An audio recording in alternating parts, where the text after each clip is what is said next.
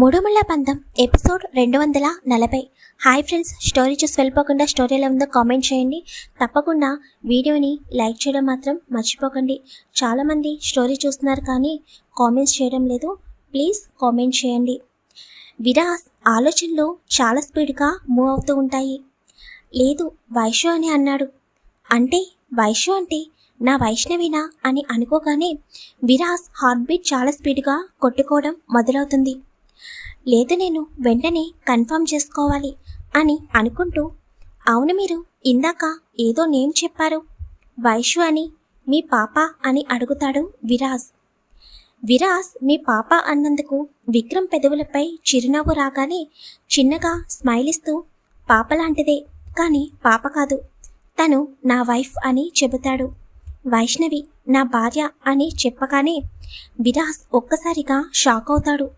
అంటే విక్రమాదిత్య వాళ్ళ wife name వైష్ణవినా అని అనుకుంటూ, ఎందుకు నాకు ఇలా అనిపిస్తుంది, నా వైశ్య బేబీ విక్రమాదిత్య వైఫ్ ఒక్కరు కాదు కదా అని మనసులో అనుకుంటూ, లేదు నేను కన్ఫర్మ్ చేసుకోవాలి, తను నా వైష్ణవి కాదు, వైశ్య బేబీకి ఇంకా మ్యారేజ్ అవ్వలేదు, నో అని మనసులో అనుకుంటూ, మీది లవ్ మ్యారేజా అని నవ్వుతూ అడుగుతాడు విరాస్. అవును, మా మేనత్త కూతురు, నాకు మరదలవుతుంది అని విక్రమ్ చెప్పగానే, అవునా మీకు మ్యారేజ్ ఎప్పుడైంది అని విరాట్ అడగగానే 10 days అవుతుంది అని చెబుతాడు. హ్యాపీ మ్యారీడ్ లైఫ్ అని విరాస్ చెప్పగానే థ్యాంక్ యూ అని విక్రమ్ డాక్యుమెంటేషన్ పార్ట్ వెరిఫికేషన్ చేస్తూ ఉంటాడు. విరాస్ మనసులో, అసలు వైష్ణవికి మావయ్యే లేడు, ఇంకా బావ ఎక్కడి నుండి వస్తాడు, తను నా వైష్ణవి కాదు, వైష్ణవికి అసలు రిలేటివ్స్ ఎవరూ లేరు. ఒక క్షణం ఎందుకో భయం వేసింది, కానీ ఇప్పుడు అక్కడుంది నా వైష్ణవి కాదని నాకు అర్థమైంది అని మళ్ళీ తన వరకు తాను చేసుకుంటూ ఉంటాడు. విక్రమాదిత్య డాక్యుమెంటేషన్ చెక్ చేస్తూ ఒక్కసారిగా డాక్యుమెంటేషన్ చెక్ చేయడం ఆపేసి, ఇదేంటి నేను ఈ విరాట్కి అలా చెప్పాను, ఇప్పటి వరకు ఎవరికి కూడా తను నా మరదలు అని చెప్పలేదు కదా, అలా ఎలా నా నోటి నుండి వైష్ణవి నా మరదలు అని వచ్చింది, ఎందుకు అని ఆలోచనలో పడతాడు విక్రమాదిత్య. వీళ్ళనిలా వదిలేద్దాం కొంచెం సేపు. పార్వతి గారు మెలకువ రాగానే తన పక్కనున్న నర్సు వైపు చూస్తూ, నా మనవరాల్ని ఒకసారి పిలుస్తావా అమ్మా అని అడుగుతారు. చూడండి అమ్మమ్మ గారు, వసుధార గారు ఉదయం అనగా ఇంటి నుండి వెళ్ళారు, ఇంకా రాలేదు అని చెప్పగానే, అదేంటమ్మా ఈరోజు సండే, ఆఫీస్ కూడా ఉండదు కదా, ఎక్కడికి వెళ్ళింది అని ఆలోచనలో పడతారు పార్వతి గారు. వెంటనే పక్కనే ఉన్న తన మొబైల్ ఇవ్వమని చెప్పి వసుధారకి కాల్ చేస్తారు. ఎన్నిసార్లు ఫోన్ చేసినా కూడా వసుధార నుండి రెస్పాన్స్ ఉండదు. పార్వతి గారికి కొంచెం భయం వేసి విరాస్కి కాల్ చేస్తారు. అయితే విక్రమాదిత్యను కలుస్తున్నందువలన విరాస్ తన ఫోన్ని సైలెంట్లో పెట్టడం వలన పార్వతి గారు ఫోన్ చేసినా కూడా చూసుకోడు. ఏమైంది, ఇద్దరు కూడా ఫోన్ అటెండ్ చేయడం లేదు, ఈ పిల్ల ఎక్కడికి వెళ్ళింది, బయటికి ఎక్కడికి వెళ్ళినా కూడా నాకు చెప్పే వెళ్తుంది కదా, ఉదయం అనగా వెళ్ళిందంటే ఇప్పటికే టైం 11 అవుతుంది, ఇప్పటి వరకు ఎక్కడ ఉంది అని ఆలోచనలో పడతారు పార్వతి గారు. తరుణ్, ప్రియ ఇద్దరు రెడీ అయ్యి ఆఫీస్కి స్టార్ట్ అవుతారు. ఆఫీస్కి వెళ్ళి చాలా డేస్ అవ్వడం వలన వెళ్ళగానే అక్కడున్న స్టాఫ్తో మీటింగ్ అరేంజ్ చేయమని చెబుతాడు తరుణ్. ఉదయ్ స్టాఫ్తో మీటింగ్ అరేంజ్ చేయగానే తరుణ్ మరియు ప్రియ మీటింగ్ కండక్ట్ చేస్తారు. త్వరలో ఇంకా న్యూ ప్రాజెక్ట్స్ రాబోతున్నాయని, అందుకని ముందుగా చేతిలో ఉన్న ప్రాజెక్ట్స్ అనేవి త్వరగా కంప్లీట్ అవ్వాలని తరుణ్ స్టాఫ్ అందరికీ చెబుతాడు. లేకపోతే విక్రమాదిత్య సార్ చాలా సీరియస్ అవుతారని కూడా చెప్పడం వలన అప్పటి వరకు కొంచెం నార్మల్గా ఉన్న స్టాఫ్ అందరూ ఎప్పుడైతే విక్రమాదిత్య సార్ నేమ్ వచ్చిందో వెంటనే వేస్తారని చెప్పి ఎవరి ప్లేసెస్లోకి వాళ్ళు వెళ్ళిపోతారు. ఇంకా ప్రియా మరియు తరుణ్ ఇద్దరు కూడా వర్క్ స్టార్ట్ చేస్తారు. అమృత రిత్విక్ని పిలవడానికి రూమ్లోకి వస్తుంది.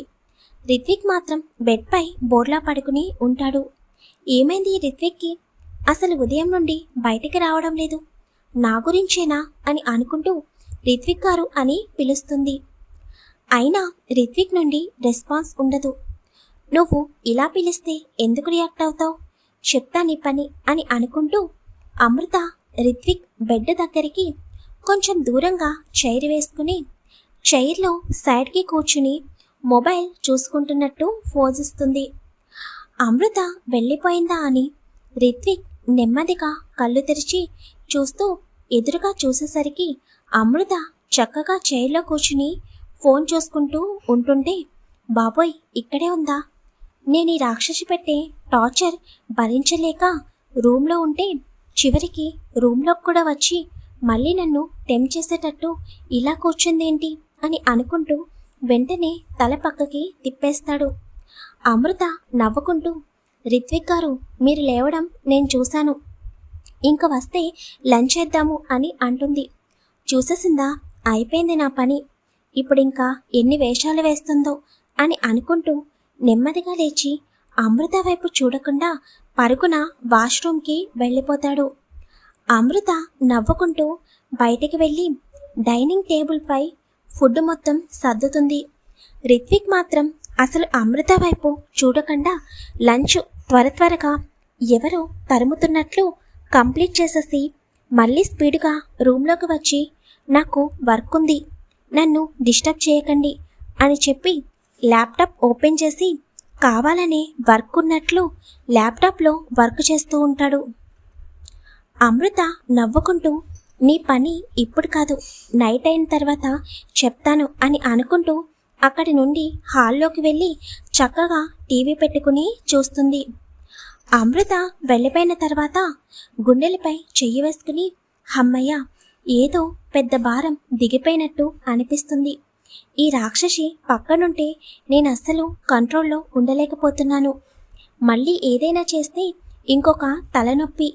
ఈవినింగ్ వరకు ఇలాగే ల్యాప్టాప్లో వర్క్ చేస్తున్నట్లు నటిస్తే సరిపోతుంది అని అనుకుంటూ కావాలనే ల్యాప్టాప్లో ఏదో ఒకటి చేస్తూ ఉంటాడు రిత్విక్.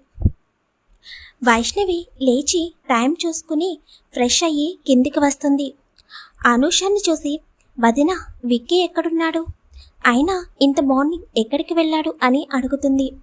మళ్ళీ తనని వదిలేసి బయటికి వెళ్ళాడా ఏంటి అని అనుమానంతో. అనూష చిన్నగా నవ్వి అదేం లేదు, కానీ అసలు నువ్వెందుకింత లేటుగా లేగుస్తున్నావు, ఏమైంది అని అనగానే వైష్ణవికి కంగారు మొదలవుతుంది మనసులో. అమ్మో వదినేంటి ఇలా అడుగుతుంది, అసలే కొన్ని రోజుల నుంచి మైండ్ పనిచేయక ఆ విరాస్ గురించి ఎక్కువ ఆలోచనలు వస్తున్నాయి, అందుకే నిద్ర కూడా పట్టడం లేదు, దానివల్లనే స్లీపింగ్ టాబ్లెట్ వేసుకుని మరీ పడుకుంటున్నాను. ఈ విషయం విక్కీకి తెలిస్తే నన్ను చంపేస్తాడు, ఇప్పుడు వదినకు కూడా అనుమానం వచ్చినట్టుంది అని అనుకుంటూ అదేం లేదు వదిన, కొంచెం నీరసంగా ఉంటుంది, అంతకు మించి ఏమీ లేదు, ఇంతకీ విక్కీ ఎక్కడున్నాడు అని అడుగుతుంది. ఎవరో ఆఫీస్ నుంచి వస్తే మాట్లాడుతున్నాడు, తను ఆఫీస్ రూమ్లో ఉన్నాడు అని చెప్పగానే అవునా, అయితే నేను వెళ్ళి విక్కీని కలుస్తాను అని చెప్పి విక్రమ్ ఉన్న ఆఫీస్ రూమ్ దగ్గరికి వెళుతుంది.